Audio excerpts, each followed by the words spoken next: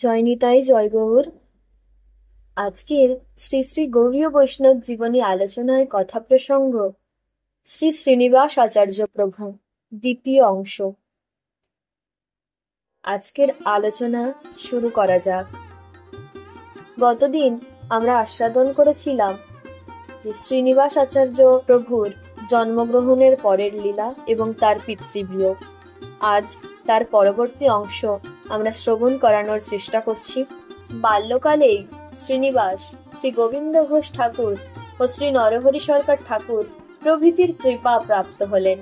কিছুদিন পরে শ্রীনিবাসের পিতৃবিয়োগ হয়। পিতার অন্তর্ধানে শ্রীনিবাস অত্যন্ত কাতর হলেন। ভক্তগণ শ্রীনিবাসকে অনেক প্রবোধ দিয়ে শান্ত করলেন। শ্রী লক্ষ্মীপ্রিয়া পতিবিয়োগে বড়ই কাতর হলেও পুত্রমুখ পানে তাকিয়ে ধৈর্য ধারণ করলেন। শ্রীনিবাস জননীকে নিয়ে চাখন্দি থেকে কিছুদিন পরে জাজি গ্রামে মাতামহ শ্রী বলরাম বিপ্রের গৃহে এলেন।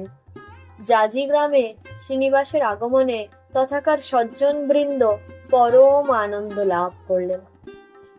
শ্রীনিবাসের অগাধ পাণ্ডিত্য ও ভক্তিপ্রেম দেখে তথাকার পণ্ডিত ব্রাহ্মণগণ চমৎকৃত হলেন।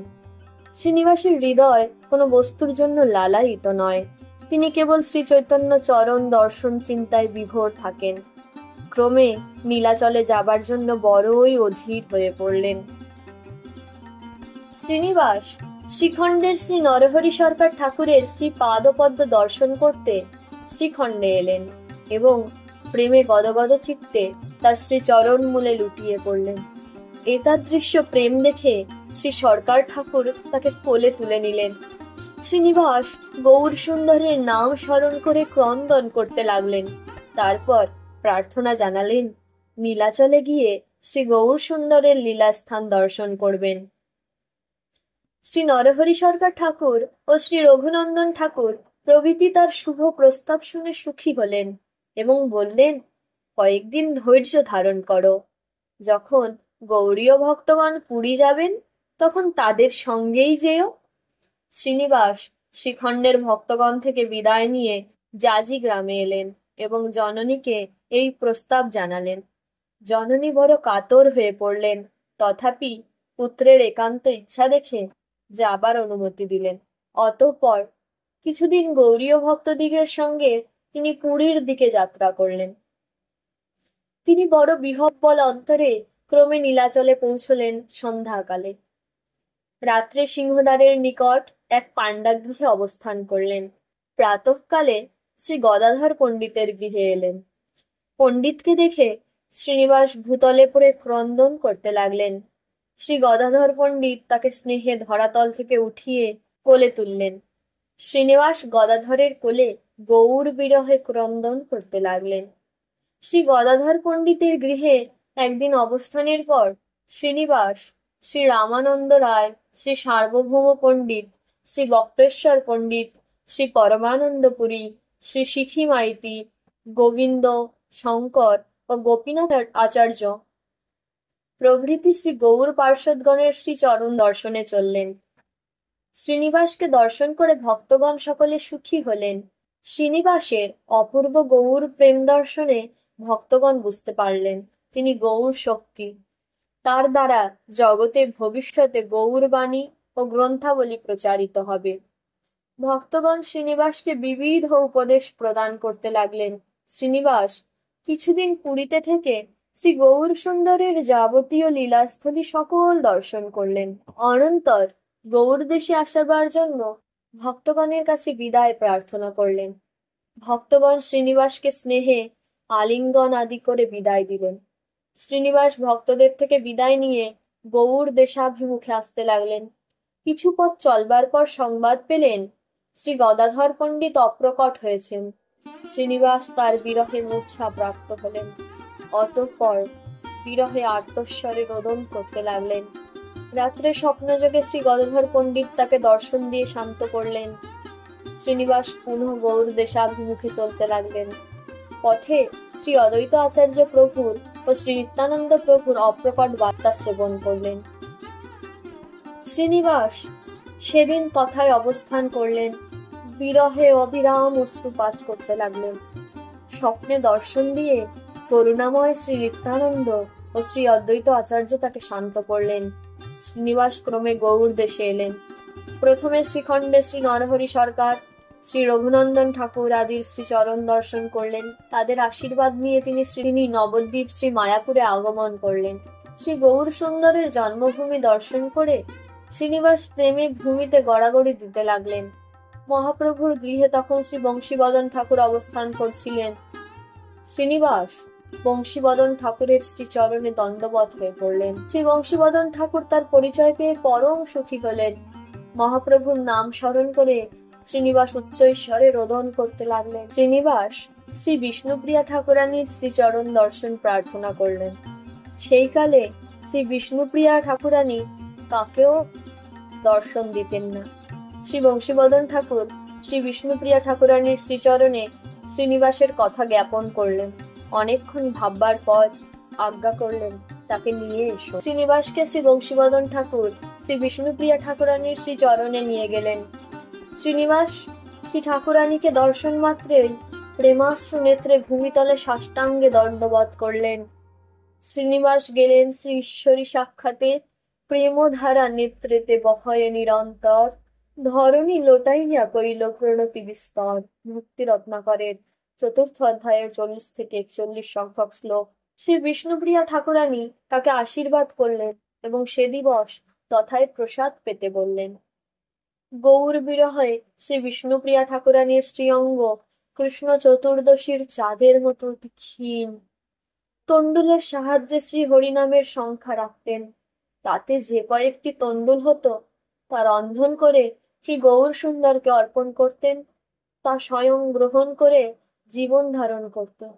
শ্রীনিবাস নবদ্বীপে শ্রী মুরারিগুপ্ত, শ্রীবাস পণ্ডিত, শ্রী দামোদর পণ্ডিত, শ্রী সঞ্জয়, শুক্লাম্বর ব্রহ্মচারী, দাস গদাধর প্রভৃতির শ্রীচরণ দর্শন করলেন।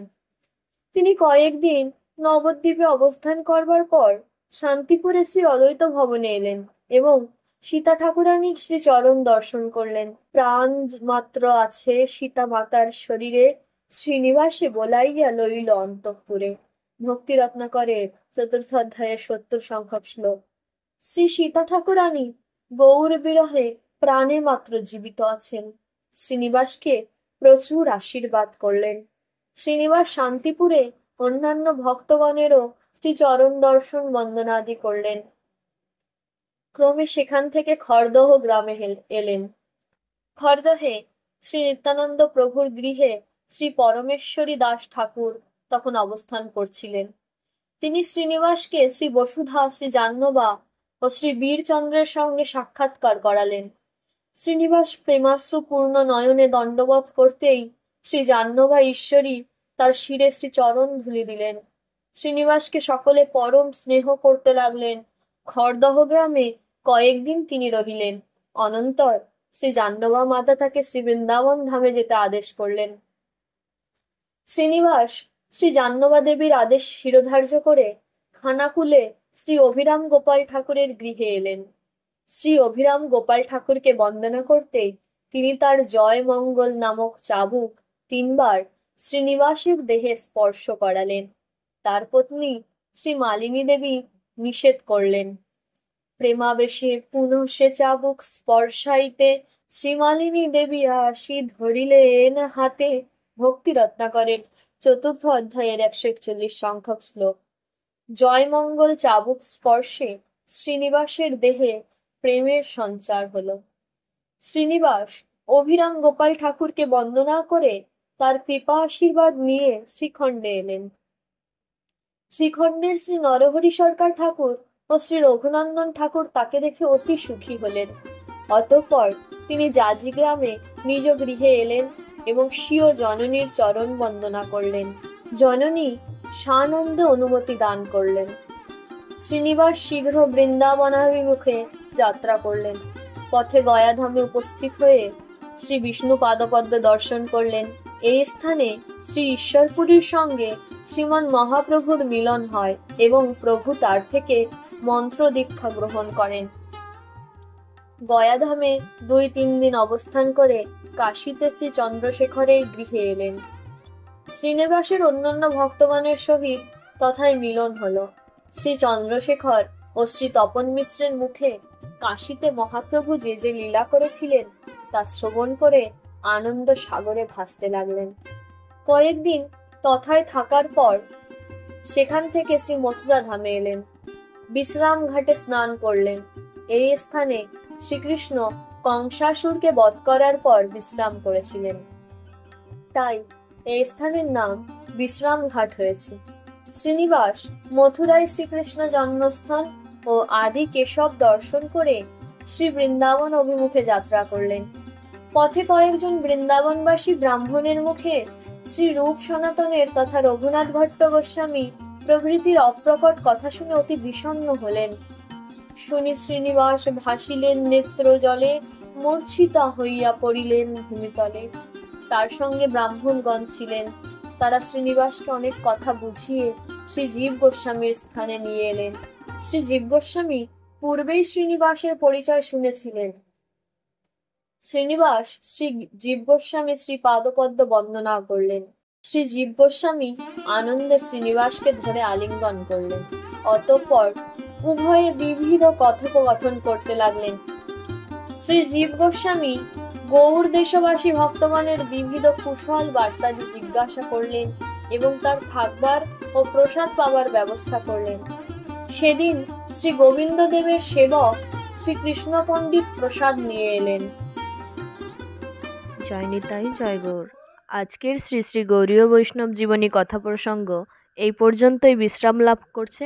পরবর্তী অংশ খুব শীঘ্রই আমাদের চ্যানেলে দেওয়া হবে। জয় নিতাই, জয় গৌর।